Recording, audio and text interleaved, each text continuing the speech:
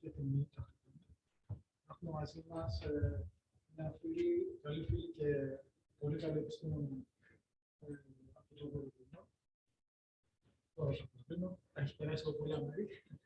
Δεν θέλω να πω πάρα πολλά, γιατί στο λόγο εσύ μπορεί να πάρω το χρόνο για φιλοσοφία. Αλλά θέλω να πω ότι η Βάλια είναι καθηγήτρια υπολογιστικής φιλοσοφίας στο Βερολίνο και αυτή τη στιγμή είναι πρόεδρος του τμήματος Δημοτικών Φυσικών. Και ένα πράγμα που εμένα μου έχει κάνει πολύ μεγάλη εντύπωση είναι ο τρόπος με τον οποίο μπορεί να συνδυάζει θεωρητικά, να κατανοεί και να συνδυάζει θεωρητικά θέματα με πολύ πρακτικά προβλήματα. Και νομίζω ότι η σημερινή ομιλία είναι ένα χαρακτηριστικό του παράδειγμα. Οπότε, χωρίς να πάρω περισσότερο χρόνο, ευχαριστούμε πολύ.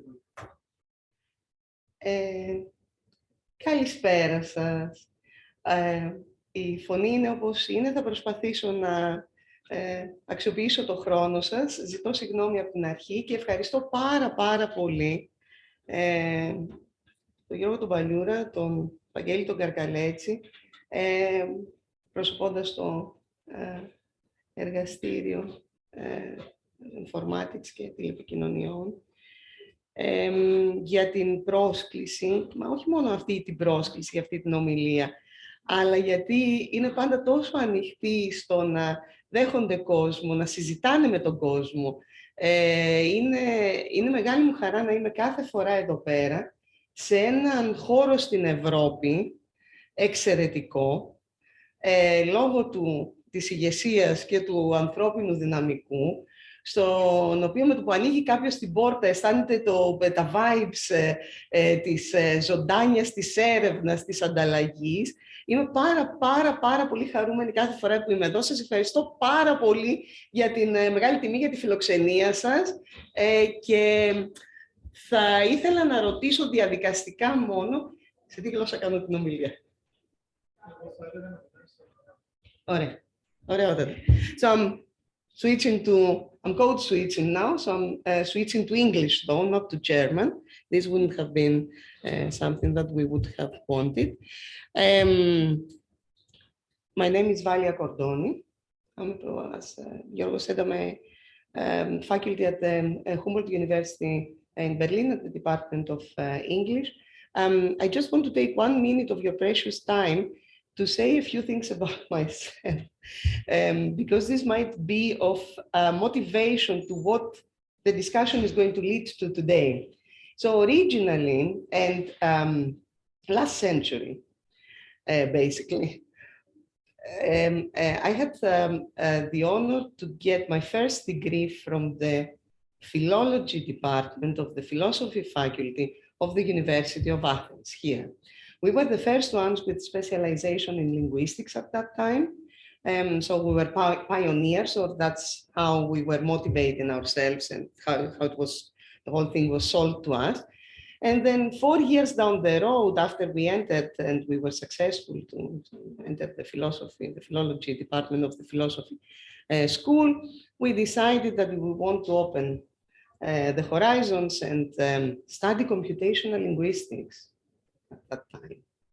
Yeah. So to cut the long story short, from philology, I did a master's and a PhD in what we were calling last century still CL. And this was the last decade of last century, the 90s. And then starting my career, having transformed myself into a computational linguist slash a bit of a computer scientist theoretically, a bit of a logician, a bit of something and the other, then the notes started. And then there was the statistical revolution. We didn't know statistics at that time. So we had to learn also how CL would move from traditional symbolic methods to statistical methods, because that's what everybody was doing in the notes. Wonderful, we did that. Tick. And then in a wonderful EACL, one of the best EACLs, European Chapter of Computational Linguistics, which was organized, I have good memory, Dr. Karkaletsis, which was organized in Athens at Megaron. Wonderful. I had never thought that this place could become, actually, I think he was a pioneer doing that. This place would become a venue for conferences. I think you were among the first ones to do that with Megaron. Among. We ended up having a workshop, which was the interface between linguistics and computational linguistics. The other very crazy aspect of me is that I always want to talk to different people. I believe that everything is interdisciplinary and we are not any longer in the era of specialization.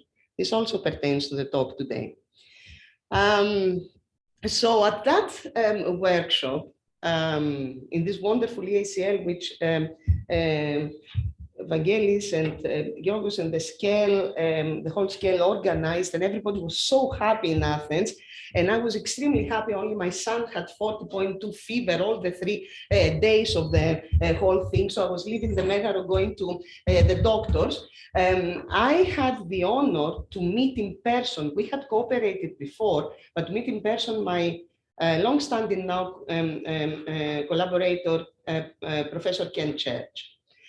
At that time from Johns Hopkins University, afterwards, before that, AT&T, after that, Baidu, now at Northeastern, one of the great figures in the field of CL, statistical CL nowadays, AI, the closest collaborator of Fred Jelinek, basically. So Ken Church came to this workshop in 2009, declared that Athens is way too chaotic for him because he needs to focus only on one thing and he can't stand so much live around, so we're like, hello.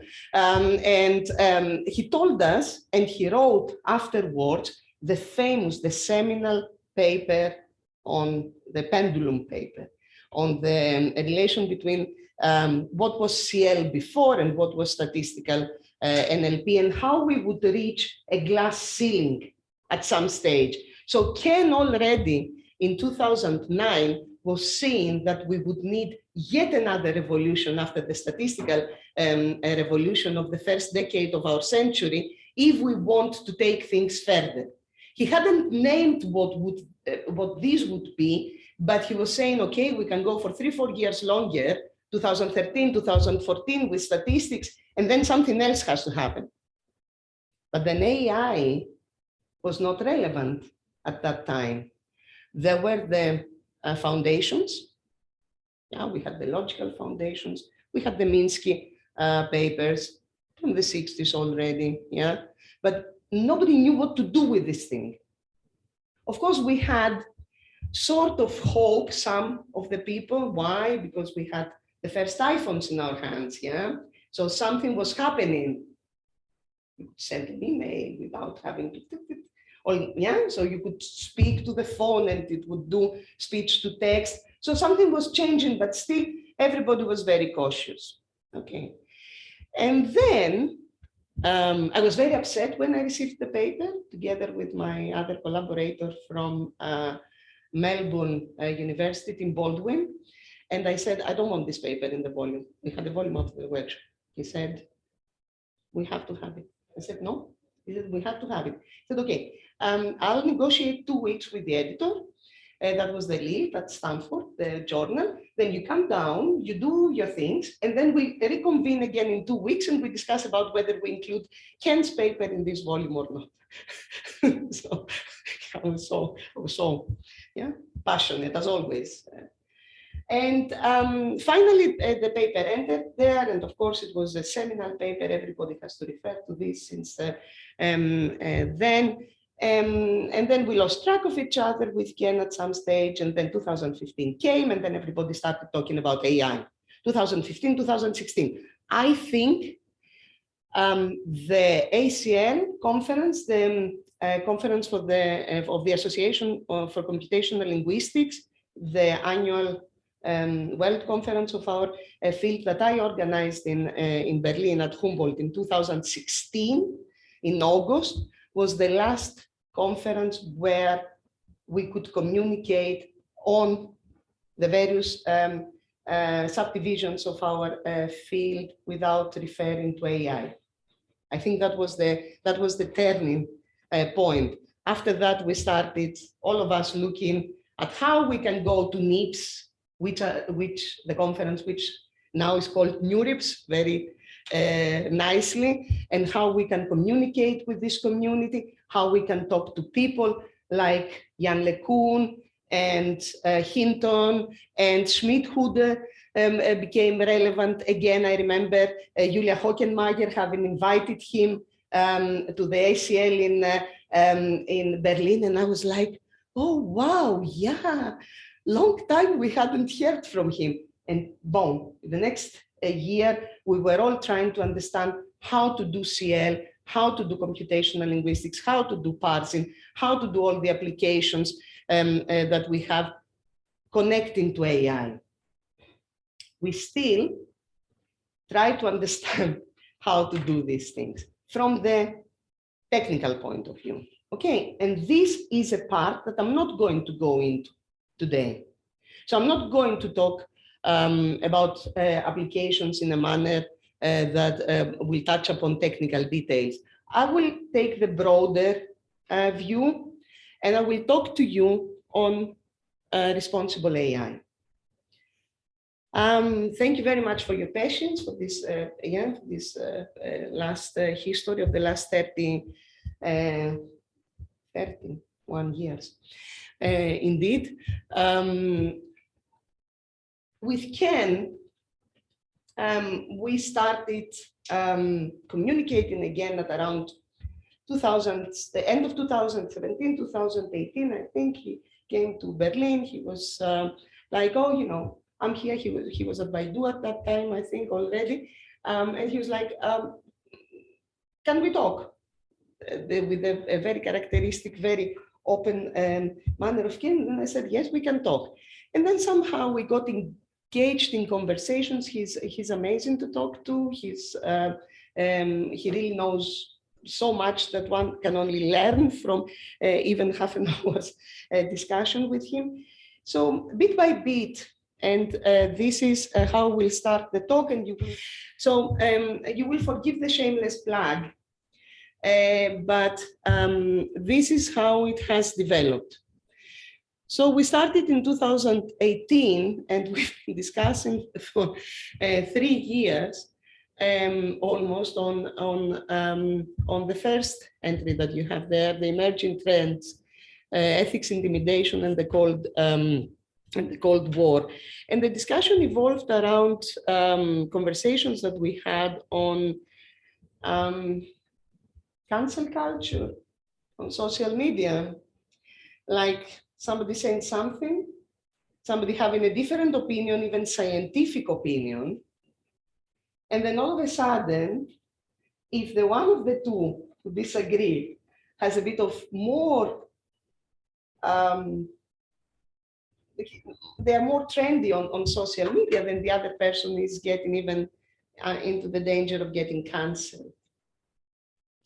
So if you are interested in the topic, not because of our papers, but if you are interested in the topic, I suggest that you go through the 5. They're very, they're written in a very characteristic Ken manner, very, very communicative, very interactive pieces of paper. So I'm absolutely sure that in half an hour, you are going through. So we were trying to see what cancel culture has in common to do with the, basically the old division of our world between West and East, between Russia and the States, between what used to be the Eastern Germany and how academia was working there, and what people had to take into consideration when they wanted to express opinions, and how things would work basically, and how we would view them today.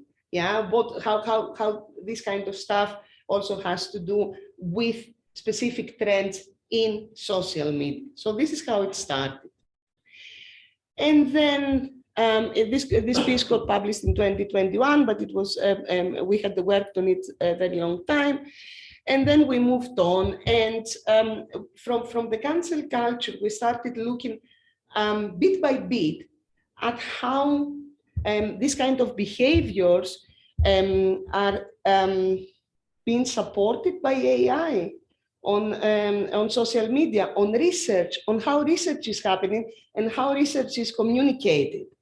So the second bit in this series was the soda chasing. So basically in this small piece, we were saying that somehow people nowadays on the academic side, they're interested in just taking their system just a bit higher than the system which was published a week ago or 2 days ago, maybe, because we are in fast science mode. Yeah, I mean, I don't know how many of you are going into amphitheaters, but last week when I was teaching one of my last classes in Berlin, I had a presentation by a student, and he started a slide saying, oh, and in this old literature, we can see, and his literature was from 2019. Mm-hmm. I didn't say anything. This is how young people perceive this. 2019 is old for AI. Yeah, I mean, and what I told you about the 30 years beforehand, I mean, this is ancient history. Mm-hmm. Yeah, I mean, it is, and I was looking at him, and then I had a co-teacher next to me, and he was blinking, and I said, just accept it. Just accept it. So this is, but it also has to do with AI and how AI moves and whether we are happy with this, whether we want to say something also about this, yeah, because it has to do with responsible AI, yeah. Is it really true that we get systems every 2 days? How? What are the systems doing? Can we look into them? We tried to communicate all of these things in a tutorial that we had with Ken and Gary Marcus and Ernest Davis and the two colleagues from Baidu in China, Yanjun Ma and Cheyu Chen, talking to people about, we gave them an introduction to what we see as something AI-oriented that can be also extremely useful when one wants to see what happens inside the black box. And talking for the opportunities for the future, we were trying to address the topics that we are going to look at today. So for the next, let's say 30 minutes, I will focus on the last, the entry in the last bullet. This is our last paper talking really now openly about AI and what is responsible AI and so on and so forth. Yeah, and this has been published on the 20th and the 19th of December. And I don't know whether we are still on top of the list, but at some stage at the turn of the year, between 22 and 23, we were the most read paper in the journal. This is nice, so we can do wonderful publicity, but this shows something. And this is where I want to stay. This shows that people are interested. And this is extremely nice, that people think about the issues, people think of what they do with AI, people want to basically understand more and more what their place in this new changing world is. Yeah, so that's why I said this. For us, it is extremely important to engage in conversations. So the development, the slides from now onwards, I will stop earlier actually than that, because I want to discuss with you. Yeah, so the slides are for me and for you to have a common basis of talking. Otherwise, we can go on talk for hours. I can surpass Petasis in the 4 or 5. It's going to show like taking the filibuster here and not letting anybody go. But I won't do that to you. So basically, the development of AI, we all know we have new opportunities. We have better lives through AI, and this is something that we have to admit, from business to healthcare to education.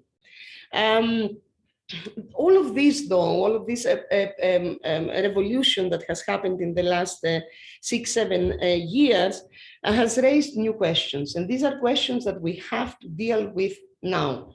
And these are part of the progress that we are going to make, if we are going to make any progress. There are a lot of people, very serious practitioners in our field, computer science, who are talking about winter of AI, that we are entering an AI winter.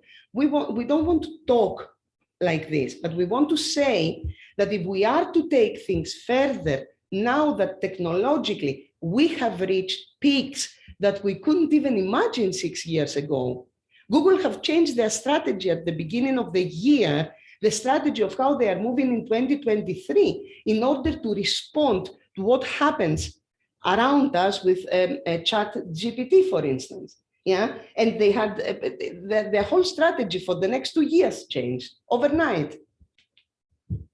So we believe that we have to understand and we have to make decisions, and that's how we're going to go ahead. And this will make lives of all of us better. It's not, the topic is between science and the population out there. And we have the responsibility to talk to the population out there. We have users. We have our kids with the mobiles all the time. Us with the mobiles all the time. We never put it down. We have to see how this will be used to our benefit and not the other direction. So the questions built around fairness, interpretability, privacy, security. These are the things that we all know. Everybody talks about those. Yeah. But there is also a growing concern, and we see the concern now. Actually, if one follows the mainstream AI conversations on Twitter, one will see that a critical view in the last few days has been expressed also by people who before were saying that everything was fine with the development, Jan LeCun, for instance. So Gary Marcus was trying to convince everybody that we really need to talk about the issues of, what do we get as an output from ChatGPT, and what is this output, and how can we make it better, and how can we make the user aware, our kid in front of the computer. I had, my son had to do a math thing last week, yeah? And this is the catastrophe hour in our household. Yeah, so it ends into, let's say, disagreements. Yeah, and then he came out from the room happy. Mm-hmm. And then he said, "Oh, I'm ready for tomorrow." And I said, "Uh-huh." And I said, "How come?" And he said, "What did it?" And I said, and then he was not replying to me for some 20 minutes. And then at some stage he said, "Oh, have you heard about ChatGPT?" I'm like, I don't know. And I said, "Does it do maths now?" So he was ready for next day. I have been substituted in my household. I don't help in maths any longer. ChatGPT does. Yeah. So we really have to see, and there is a growing concern in the scientific community that the use, and here we come as scientists, the use of machine learning of what we produce, yeah, in order to maximize engagement in everything. Here we focus on social media, how this has created a Frankenstein monster, basically. Yeah, why? Because it exploits our weaknesses. It exploits our side of wanting to always be correct and show that we are correct. It trains us in a Pavlovian way. So yeah, here is the cheese. Get the cheese. If you don't get hit, cheese is okay. If you get hit, don't eat cheese. Yeah. So you remember all of you from your previous lives. Yeah. And it does all of these things with us. And we really need to know how to deal with these things as scientists, but also how do we train people outside to understand what's going on? Yeah. And all of this is honorable and extremely nice. We don't know whether we will achieve it. And this is the truth. So there's quite a bit of research in computer science on bias and fairness. this we call in, when you will go back in the paper after the talk, I'm absolutely sure that you will go back to the paper after the talk. I really, really urge you to do that and give us feedback and criticize us. We talk about bias and fairness as risks 1.0. Why? Because we knew about them even before we started with getting into the deep waters of AI. And now we need to basically look at AI systems from the scientist point of view, from our point of view, and basically try to address what we call risks 2.0. The fact that these systems are addictive, they are dangerous, and they are deadly if you let them loose and if you don't have the control. And this is the truth, yeah? And this we have to address as a scientific community. So in most of the work that we surveyed, and you will find a very extensive survey of almost everything that we could find in the literature. We're very proud of this in this paper. There tends to be more discussions of problems in the literature than solutions. It's not because people are not clever. It's because we really, really need to see how we are going to deal with the risks. And while that may be somewhat depressing, we see at the same time, so when you are reaching the point where you're saying, oh, the ones who are talking about the winter in AI, perhaps they are correct. Yeah.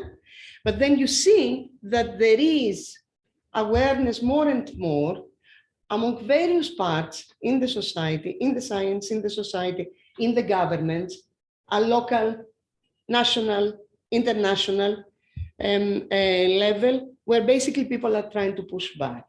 So governments, users, content providers, we've seen, academics, consumer groups, we've seen, advertisers, employees, we've seen. Yeah, I mean, having talked about the big players just a couple of minutes ago, there were people walking out from their works in the big industry, yeah, to complain not only about salaries, but the first big walkout on the West Coast was basically because people were not happy with the way their research was being communicated, even internally among colleagues. That yeah, I mean, the famous Gebru walkout of the AI team of Google. Yeah, I mean, this happened in winter 2021, December 2021.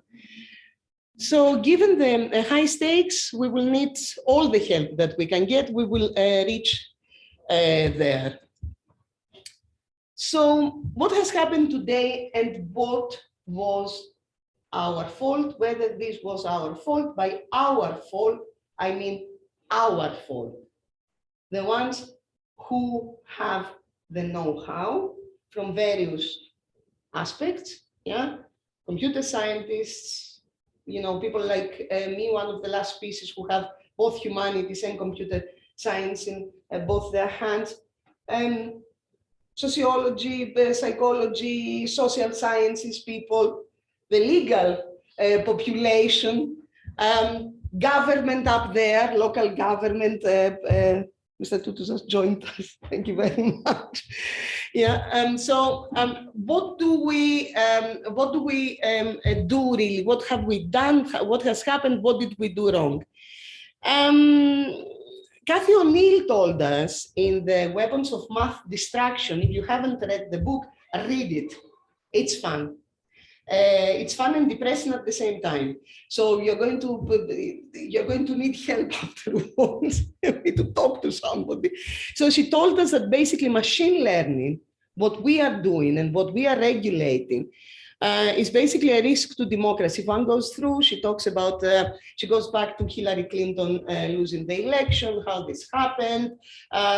She takes it a bit also over to Europe, what happens in the part of the world, in the part of Europe that I live, how do we deal with aspects on both sides of the extreme parts of the political rainbows and so on and so forth, yeah, left, right, and so on and so forth. And she told us this, and she basically the conclusion is that we have to do something about this because machine learning algorithms are being used, like we are speaking and now, to make lots of important decisions. Even now, who gets a loan? Yeah, who gets out of jail? In the States, this is in many states, this is an algorithm. Who goes to jail? Yeah, 1, 2, 3, you are out, you are in, basically. And go figure, with a lot of aspects that play a role. And many of these algorithms are biased, they are unfair, and perhaps not even intentionally by design. So that's why, and this is the third thing that I want to say in relation to us, and this is something that we have to take also into consideration when we are teaching people, the next ones who are coming out. I had a conversation with Natasha just an hour ago, saying what the role of the universities, what the role of the research centers will be in the next 15 years in Europe. This has a lot to do with this thing here. Yeah, we might see our lives changing in the next 5 years. This that we call academia, general academia, and so on and so forth. We will see. There are 2 new books after the Weapons of Math Distraction. The Chaos Machine of Fisher, both in 2022 published, and Like, Comment, and Subscribe by Bergen. And they raise additional risks for AI in public health. Huge topic, AI in public health. We focus here in Europe. You will correct me, both of you, you're an expert, George, Vangelis is on all possible committees on AI, and that's good, and that's good, that's good, that's good. We want this kind of people, but here in Europe, we focus on the data. If we can deal with the data that we are going to get from public health institutions and do something with them, we are happy. We have to expand a bit our horizons. I think we'll talk about this later. And safety, security, yeah.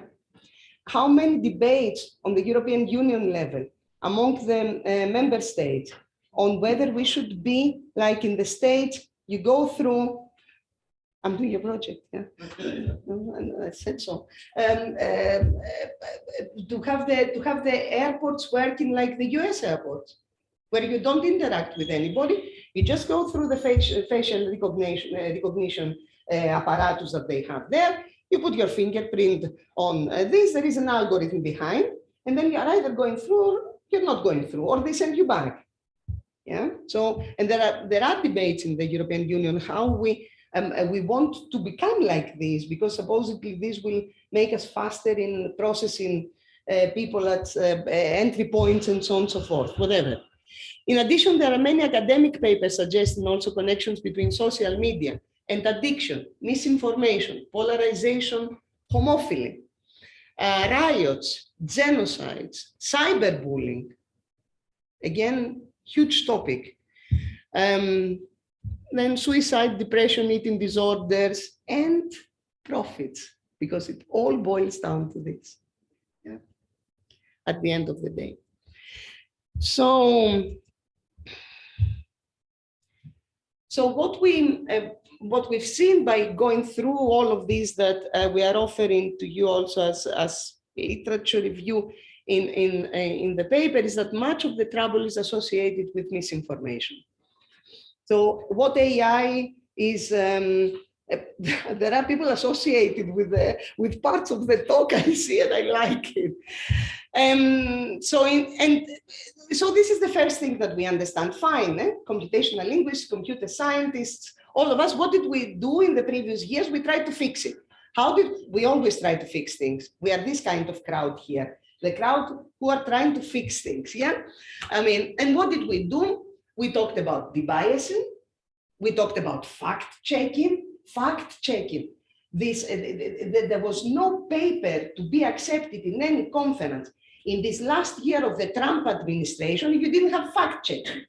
Yeah, and after the time that Google said, no, you academics, you cannot do good fact-checking, we are going to do that for you. Yeah, even more fact-checking. because we wanted to fix things.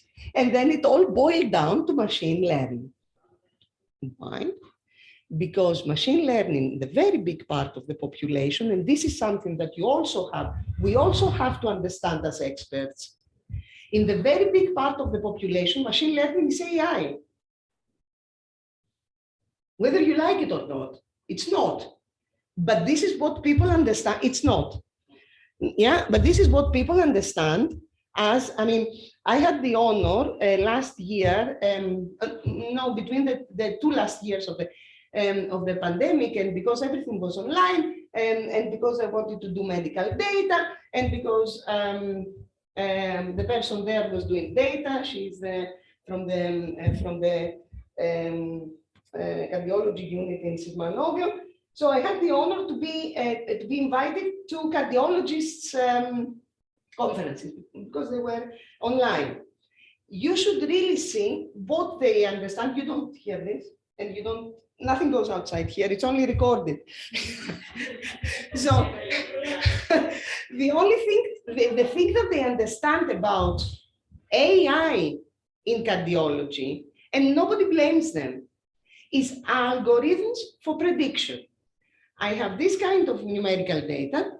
How do I predict whether the other one will die or not die? Fine, but this is fine. This is honorable. This is good. But this is AI for them.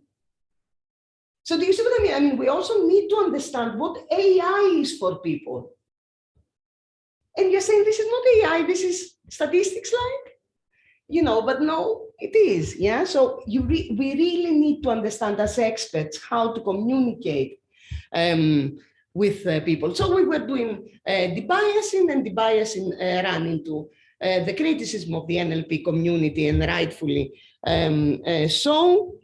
Yeah, because what did we come to conclusion? The conclusion was that even if we debias, we don't reduce inequality. Yeah, here. Yeah, if the data is not, even if you debias your algorithm, this is not going to basically bring you to more things. So misinformation basically creating correlated risks worse than uncorrelated risks. And basically with the new social media technology, it is not even longer necessary to have conspirators to conspire with one another explicitly the way they used to do in face-to-face meetings and over the phone. So we have a lot of, so what are we doing about the risks? I will go a bit faster. So we have considerable work. I have to change the slide here. We have considerable work done on trustworthy computing, responsible AI, and ethics. And there is also a considerable body of work in the ACL community on bias, a lot. On fake news detection, tons. Yeah, a lot. We've done this topic. On hate speech, on offensive language, on abusive language. And we also have many classifiers. If you go into the Hugging Face, which I suggest that you do before you write something that you're proposing, if it's done, you will find it on Hugging Face. You're going to find many classifiers that have been built to address these issues. Unfortunately, the classifiers, and this is something that we can see also, we can quantify, they are unlikely to reduce toxicity. Yeah, and basically this can be given that basically the businesses and even media businesses basically want to maximize the shareholder value. They don't care about whether the classifiers are toxic or not. Yeah. I will run a bit. You can see the same results if you go through the semantic scholar API, which can be used to estimate fields of study in relation to bias and fairness. Now, if one wants to basically see what the roots of the risks are, how does fake news spread? one will find in the literature that we are often by malicious bots and malicious adversaries, APIs, and so on and so forth.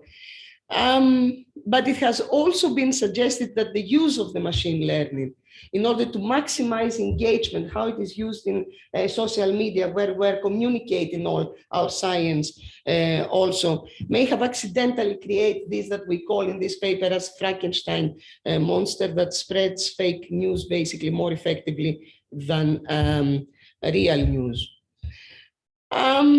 So what do the social media companies do with all this trouble?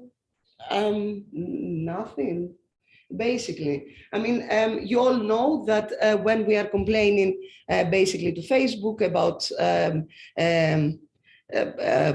content there, the thing is that it ends up with some human. The human has some regulations that need to be followed, and then the content will be blacklisted or not blacklisted. Yeah, regulations are different in different parts of the world, of course. Yeah, different in the US, different in Europe, different in China. Yeah, there is not much that that is done. Of course, there is a suggestion in the literature that there is a number of companies which have been working over a number of years on machine learning algorithms for recommending comments, but of course they will not be so keen on cutting back on their profits.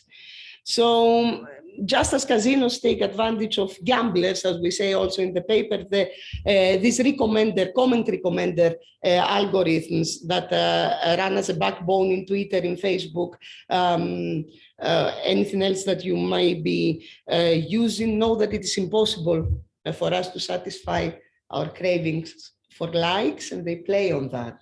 Yeah, so this is so the fact that we cannot put our phones down. Yeah, the fact that we need basically to interact with many people, many things every day. So in summary, the root cause of much of the trouble mentioned is the market maker and the business case. It's not the suppliers, it's not the consumers. That's why I'm saying that we have to be extremely careful in not accusing the general population out there of believing everything that they read. Yeah, this is not the right way to do it. You can't. I mean, how do you educate? I mean, we fall victims of this kind of misinformation, and we know how things work. How can you blame the user? Yeah, and the trafficking in misinformation is profitable, yeah, and the suppliers and the consumers of misinformation, they would not do anything, yeah, they will just look at their profits, and this is not new.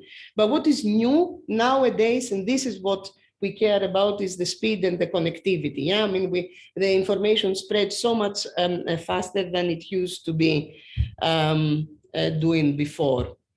So we cannot expect. The bottom line is that we cannot expect social media companies to regulate themselves. They have an obligation to their shareholders, yeah, under normal assumptions, and this is to increase their profits. It's much easier to sort of ask non-profits to start looking at how to basically regulate themselves. Wikipedia, Scratch, this kind of non-profits. And if they don't want to reduce toxicity, if they want the companies, the big companies want to go on using AI in the way they've been using it so far, they will do so. This is the gloomy aspect of the whole thing. Yeah, I mean, think of this like in the last bullet, also from this perspective of the top 10 stocks in the stock market by market cap, more than half of them are technology companies. Yeah, I mean, it is profits are extremely high. And now comes to the question part. What can we do? And this is where perhaps you want to focus on when you are talking to the regulators in our continent. So we are not among the ones who believe that we are in the winter of AI use in everyday life. We believe that ultimately things will get regulated. Again, has this wonderful view of the Wild West. There was lawlessness there, but at some stage, you know, everything fell into peace, into the right pieces, or at least how he views the world from his side of the pond. Yeah, he likes it. We have to see, though, to become a bit more proactive. So we can rely a lot on the so-called pushbacks. I have put this in a quotation mark. I apologize. I don't want any connections to my terminology. Yeah, because we live in Greece and pushback is something that, yeah, so I apologize sincerely from the beginning. So pushbacks from governments, as I said in the beginning, we have to cooperate with governments. We have to cooperate with at local level, at very local level, at everywhere where AI is in use. We have in this year election in this country, two kinds of elections. Yeah, I mean, national and local elections. Yeah, so we have to go out to these people, talk to them, make them also become part of the game. Yeah, I mean, they are sitting and they are making decisions.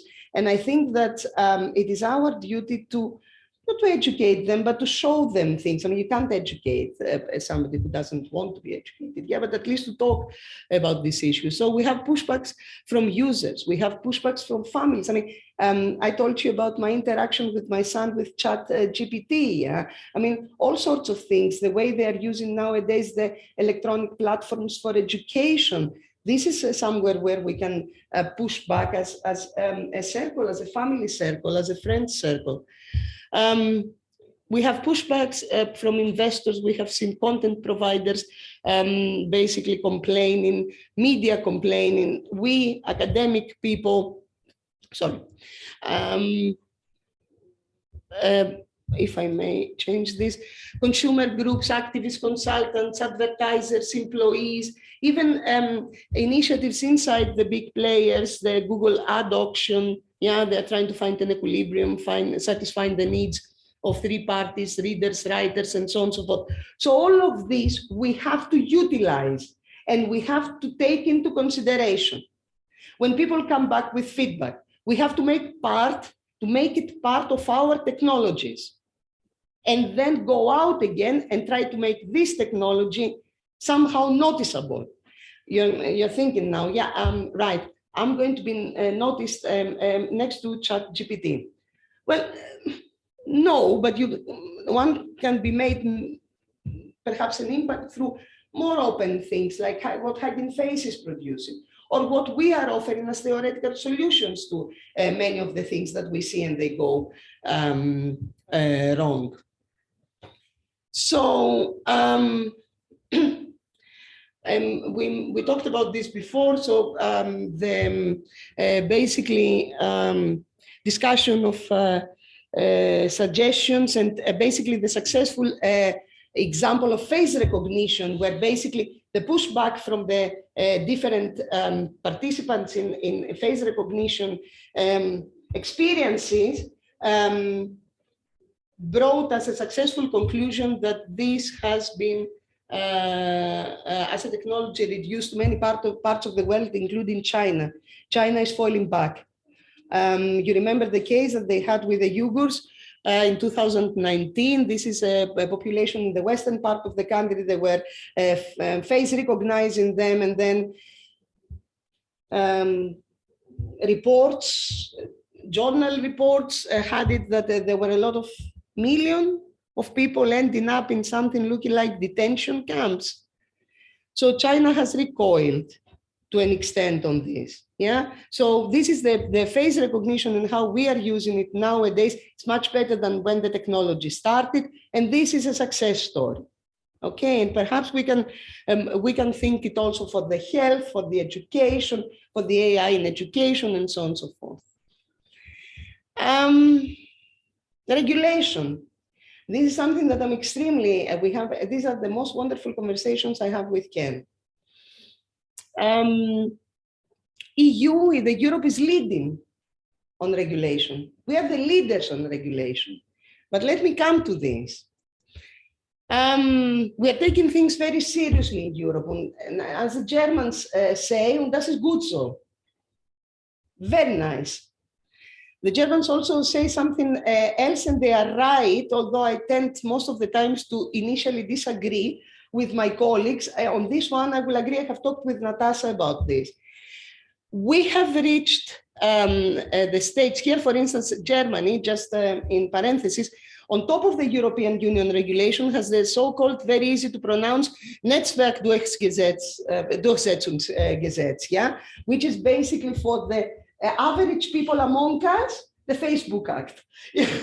So, in order not to say all of this in German. So basically, if you are exceeding the 2 million users, and Facebook has reached this stage 3 days ago, they are above 2 million users, then automatically in Germany, content can be brought down without any further ado. In 1 day, if it is offensive content, and if the company doesn't react, then in 7 days, it's gets stored and so on and so forth. So they're very strict. The other thing, though, that happens on the EU level, and there they are the experts much more than me, Vangelis and all of you here, the concern on the EU is that we are over-regulating. And this is what comes from, at the moment, the German academia and the German industry are shouting towards Brussels, because they believe that we are on a way to reach over-regulation to the extent that small, medium enterprises will not be able to function any longer. And this we have to say loud and clear. Whether we want, so what we want to do, we want to over-regulate, and we want to be the safe place that we are in Europe in comparison to other places. What is going to be the impact on people? We have to talk to people. Otherwise, there's going to be, again, dissatisfaction. United States, less regulation. There are efforts at the state level to regulate AI, privacy, self-driving cars, facial recognition, biometrics, much more regulation under the Biden administration than the previous administration. The reason, one of their motivations is that trafficking in misinformation will enable minority ruling. Groups with access, with more access to AI and to the social media architecture around will be able to basically put their opinion upon masses which otherwise democratically would have led things in different ways. We all saw what happened in the White House, the Capitolium, and so on and so forth. Yeah, so these kind of concerns they are. But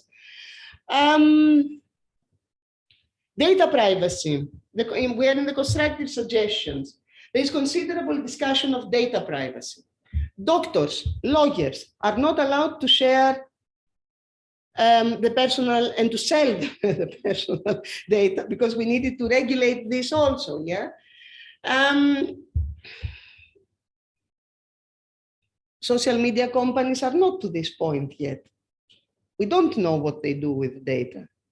So we have regulation on one part of data holders, health data, yeah, but on the other hand, we might need to regulate more on what social media are doing. So, and at the end of the day, and practically, companies would be much more careful if consumers had the right to sue.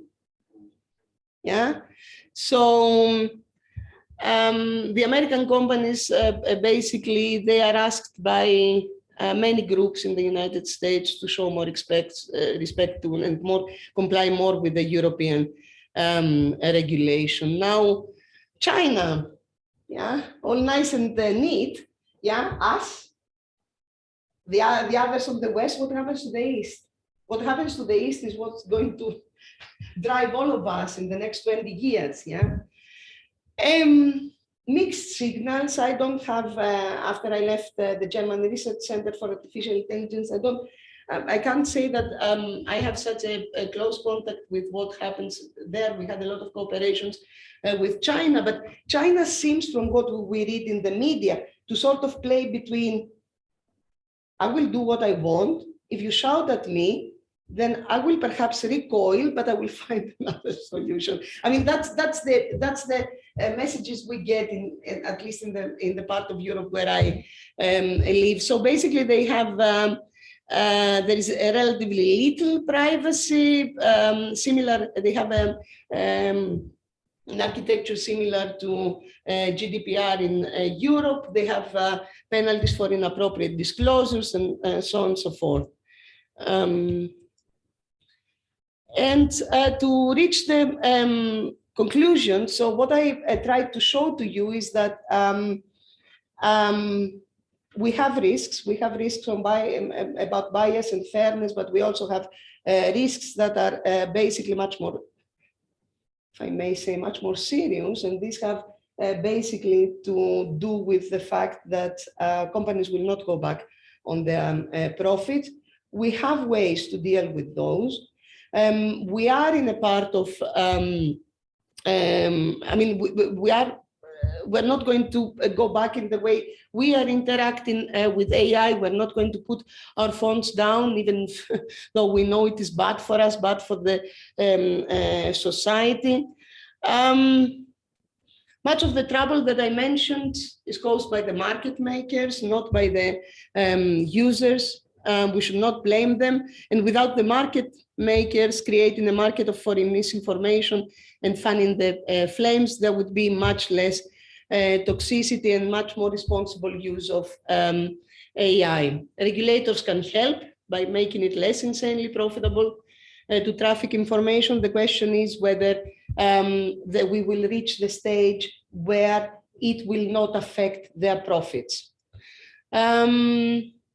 There has been considerable discussion of these issues in our community.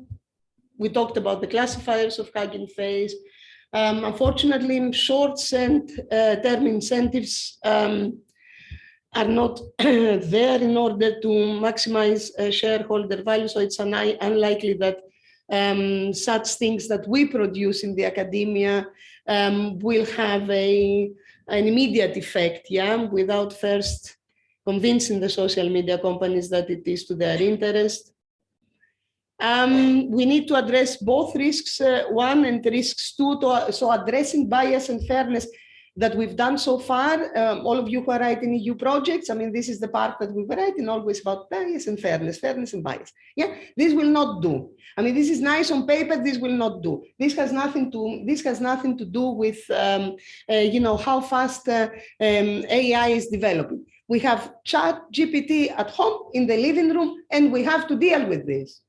And we have to deal with this as scientists, we have to deal with this as users.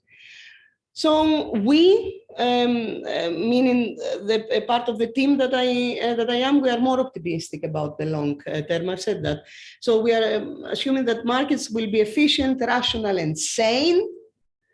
We don't have so many happy news last year from the markets, but let's say that we are going again into some sort of stabilization. I mean, people even talk around Europe about profits in the markets becoming calmer.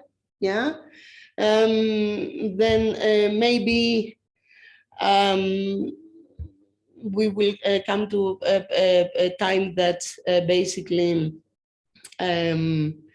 the lawlessness of the Wild West, as Ken calls what happens nowadays in AI in the society, will regulate itself. This is the last slide. Thank you very much. I followed the tradition of this lab to exceed the time that I was given. I'm terribly sorry about this. More respecting our questions.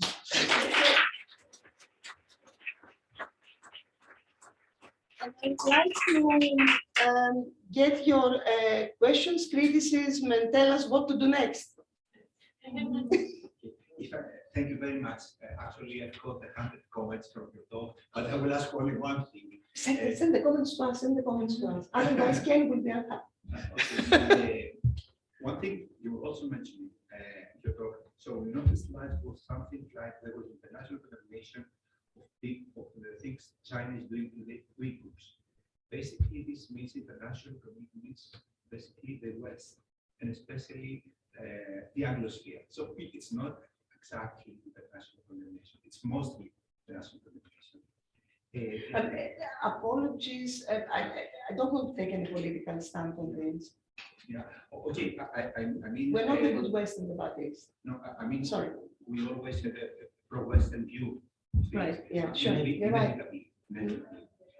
Me too also. And another thing is that a quick comment, if you like, these are very interesting problems like living information bubble, toxicity in the news and so on. But okay, I think they all agree these are not new problems, these are extremely old problems. I just recalled the case of an American newspaper publisher who started basically a war with in the late 19th century with Spain over Cuba.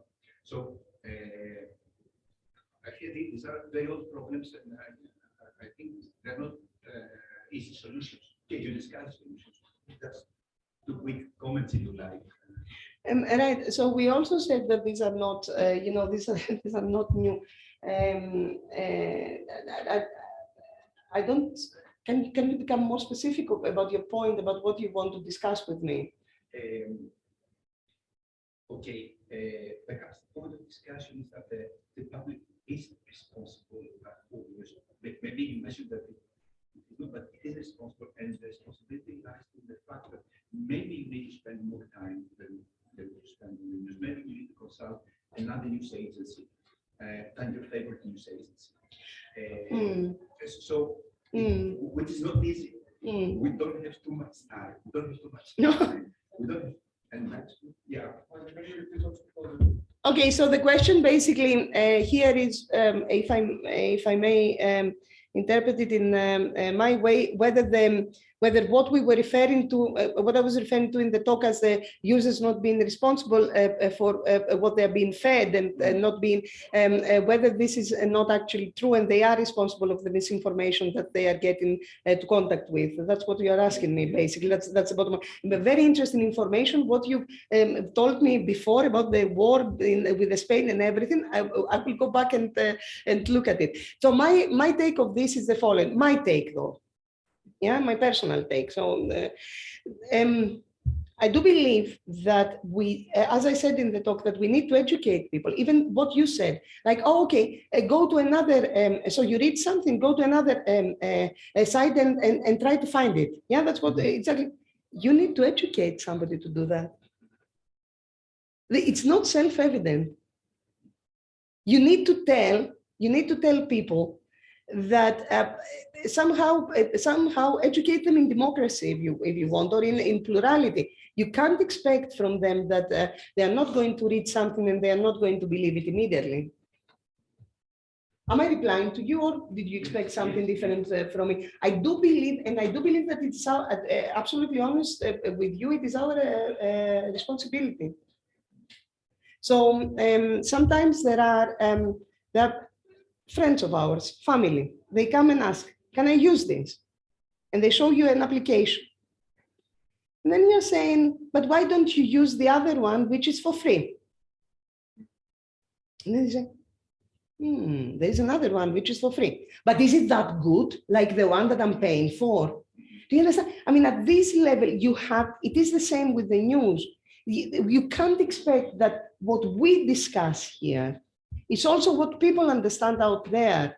And is it too much to ask? Is it too much for us to do? But it is our. So one part is, how do we convey what we want people to know about AI in the general education cycles that we have?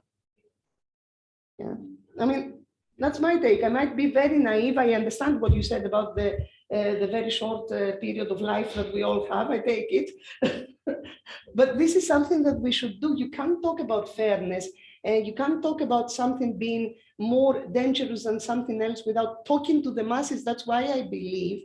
And when we are coming, sometimes people tell me, oh, you know, we had this project proposal in the European Union and we got this mark and we didn't pass. Yeah, but it was high. And then you read the proposal to give feedback to say perhaps what they can do in the next round. And then you say, oh, but you never mentioned anything about interacting with the general public. Ah, yeah, this palavra. And you say, no, it's not palavra. It's something that you really need to think. I do believe that. I might be naive, but I still believe that we should do it. And coming back to what I was discussing when I don't know whether you heard this with Natasha in the office, I believe that the way we are going in Europe, talking about AI, teaching AI, being in research institutes, being in universities, this is perhaps our main goal. What can we produce as universities and as huge research centers in Europe that can compete with the big industrial players? Honestly. With the hand in the heart. Exactly. None of us is answering this. And we are not obliged because we're not getting defensive. But our contribution, and especially in the European framework that we are, is basically to educate people, even through research, even teaching, research, making bigger and bigger groups associating with what we are doing. We can do it. Why? Because we are not as vast as China is, because we are not as fragmented as the US is, with basically, I mean, the federal system, even in Germany, is much more tied than the interactions that the federal states have in the United States, where everybody can do however they wish. That's what I'm saying. And it is our obligation, I believe, and it is where we are going to leave our trademark. How many computer scientists, AI experts can we produce? Can we compete with China? No way. Yeah. What can we do though with these people? We can tell them, let's talk. Let's see how you're doing what you're doing. Let's take your expertise and not our expertise. That's why I believe that the role in this interdisciplinarity in all of these that we are conveying is extremely important. Might be naive, it might not happen in this lifetime, but it should better happen, because I don't know where we're going to be in 2035, where I will still be at the university. I won't be in pension. It's later, my pension. I will interrupt you because there are more questions. Yes. Okay. So one question, so I will try to speak to the microphone because there are also people who are complaining that they can't hear the question. The one question is who holds the data and whether they have a lot of power and whether this power can be controlled and whether they do it legally or not, of course, and what does it mean to give consent, and all this thing that is also pertaining to medical treatment. Yeah, yeah. Am I the right person to talk about medical data? No, it's you and Natasha. Not necessarily, but yeah, who holds the data? Let's talk about Europe. Who holds the data? Actually, in Europe, especially since you refer to the European framework and our focus on data, there is a kind of massive trend towards decentralized human-centric data management, which means, in other words, that we are supposed to create a framework where the data will be available for all kinds of stakeholders. However, the basic means of control will remain to the individual or the entity which owns the data. Oh, okay. So the major shift that we're experiencing at the moment is that we're not talking about data ownership, rather data control in some kind of way. Okay, so here is a reply that I wouldn't have put better. Let me add to this. Who will confront Facebook operating in Europe? Who will control Google operating in Europe? No. Who will control the pharmaceuticals operating in Europe? Will you get the data from them? I'm not saying that we cannot, yeah, or we cannot talk to them, but there are still big hubs of data where even in Europe with our regulations, we don't have access to. And this you know much better than I know. I would like to take that a bit further. Yes, please. And I will also repeat what you said because I'm not sure that they have heard. Okay. So what Alex has said is that there is a move towards decentralization and there is a move towards the person controlling their data, to put it simply. And just to take this discussion one step further, that doesn't mean that somebody else doesn't have the big data. So the fact that the person can control their data, that doesn't mean that Facebook doesn't have the data of 2 million people. So giving the person the possibility to be in control of their data does not change the power game. No. And the question that the original question of Fotis was about the power game. Do we need to control the power? Right. And what we could do, I mean, what I would think that we could do or would be a reasonable, feasible way to go down is exactly on the basis of what Yorgos said. You can't basically prevent the big players having the data. At least can we have access to this? Or can we have copies of it? Or can we have also something of this? Yeah, at least this way, we might be able not to go again through the story that we had. What was this company in the UK? Exactly. Yeah. Yes, they used it the way they wanted to use it.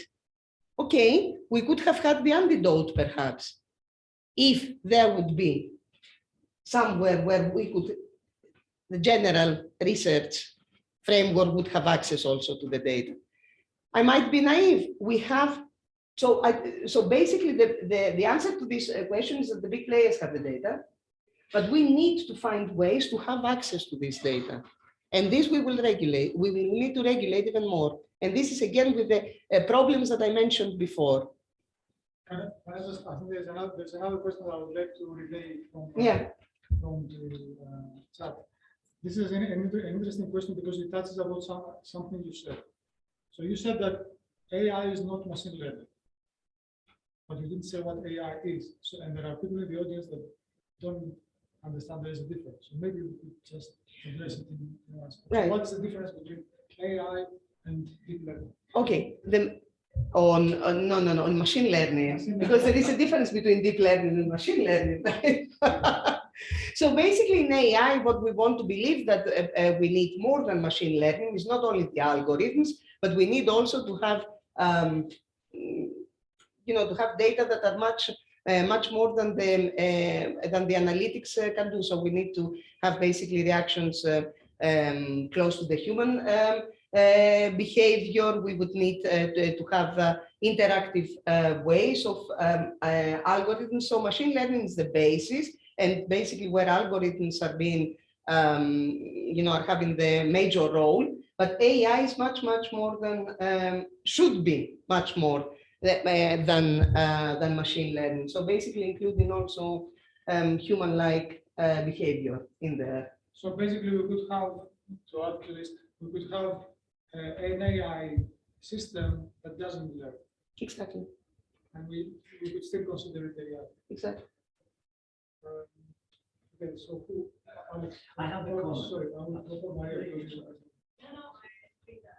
No problem. Come on, go. Maria. Oh, thank you for being here. But I can agree more with you that we need to educate people, but educate us. I mean, we come as computer scientists and we are called to educate future computer science. But this sort of education takes more than our technical knowledge background. So, what's your take on that? How do we do this? Okay, so the question has been on how we, as in our roles as teachers, will be able to educate the next generations of experts on AI. And also the comment to this, which is justifiable, is that we have curricula that we need to be faithful to, and this sometimes don't have space any longer for anything more. I do agree totally with you. And this is what I've been trying to do at Humboldt for the last 5 years at least. I believe that interdisciplinarity is what we need. We need to have curricula which basically take a specific amount of time to give people the machine learning basics and then send people to psychology, sociology, statistics, and depending on what they want to do, even classic studies, open up, send people who need to, who want afterwards to sort of take a broader view, to law school courses. Open up. We need to rethink education, and we don't need to rethink education only on the higher level. We need to rethink education from the beginning. It can't be that you have an 8, 9, 10-year-old who comes and starts crying, I have this and this and this and that. And then you're saying, oh, I don't have time now, I have in an hour. And then in an hour, they come back and they tell you, oh, don't worry, I found it. No, yeah, and then you're like, I can tell you what, there are 2 reactions in the households that I know. The first reaction is that, wonderful, I don't have to do this also this afternoon. And the other is this one, show me what you found. And then you can do the show me what you found till maximum the age of 11, 12. Then do you know what they tell you? This is an intervention. This is intervention. Yeah, and this is very serious. So we have basically to bring this whole thing into the education, not back home, not only on one place. You are absolutely right. So my reply to you is interdisciplinarity. I'm sending students who come to me. They want to know about medical data, go to the medical school. I'm calling colleagues at the moment. Please accept, we need to regulate that. We need to put it in our curriculum. We need to do that. We can't have the curricula that we had. There are people doing, from my original field, digital humanities. Tell me about the most general term that you have heard in life, digital humanities. Can anybody tell me what digital humanities does? No, because they do everything. Nobody knows what they are doing because they don't know what they are doing, because nobody told them what is there to be done.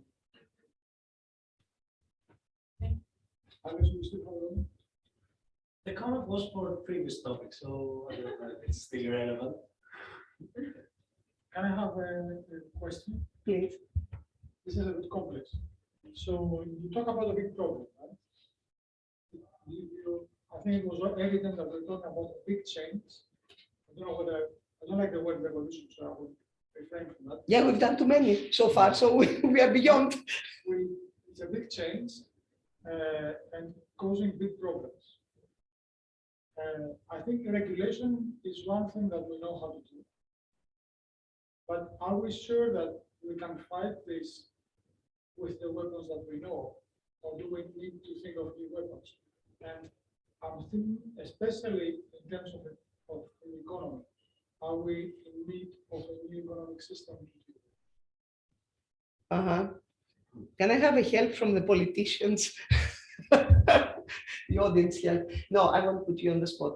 The first question. Okay, so when I was talking about the regulation on the EU level and the concerns that the Germans who have overregulated already have, is that the danger there is that we might come to a point where nothing works, where we stand still, because we have, you see what I mean, there is no development any longer, because if you have a medium-sized company, then you can't do 1, you can't do 2, you can't do 3, you can't do 4, you can't do 5, then you're not interested for the customer any longer, so you close at some stage.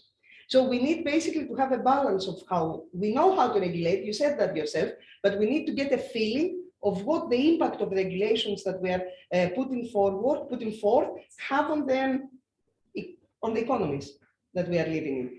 So the Germans believe that the way that the AI Act is going, and now on the European Union, is going to be the death of the SMEs. The SMEs won't be able to deal with this any longer. So it's going to take maximum 5 years before we see societal uproar in this, and they are pushing back a lot in the revisions. Whether we need another, you asked me whether we need another economic, another financial system, another.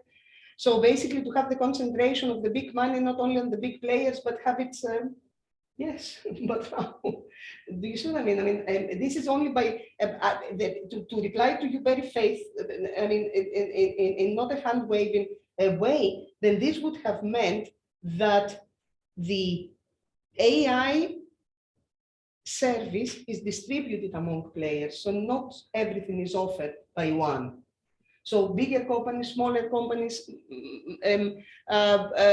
research centers, I don't know, they offer, so they have something to offer, so the profits are getting distributed. In any other way, I can't reply to this question. My question was not about, I was not asking you to propose an economic system. No, but I would be extremely I'm just asking, unfit for this. I'm just asking whether you think that the problem is big enough to require a different economic thinking or a different system. I personally believe yes. I mean, look at how we are trying to do this in the European Union. We are basically running after the big players to regulate and basically make be fair to the various member states. But the truth of the matter is that we are running behind development. I mean, we are not ahead of the development, if I understand correctly. It is true. I mean, the way I understand this is with the tank outside, running behind, and every time that something comes, now they need to revise again with the ChatGPT. They need to revise also with the fact that this is going also to be paid, a paid service now. From today, tomorrow, people will need to pay $20. Whether this is okay or not in the European Union, what not. We need somehow to sort of we need to reach a stage where we are not running behind the development, and we need to reach a stage where we are happy with the safe way that we are living relatively to others, but also not with the hands tied like this. Because we are a small place in comparison, and as a small place, we have economic activity which comes from smaller players. We need to make sure that they are not getting devoured by the big ones. So far, we have succeeded in a way. So far, we have succeeded, say with fines, say with these European Hochnasig, as the Germans say, the nose up here, looking at the big players. Yeah, yeah, like this. Will we be able to go on doing this? We have to make sure. But the things need to be taken into consideration. That's my humble opinion. I don't know if there are any other questions. If not, I think we should close here because we followed the tradition too much. Thank you very much again. Thank you very much for having me.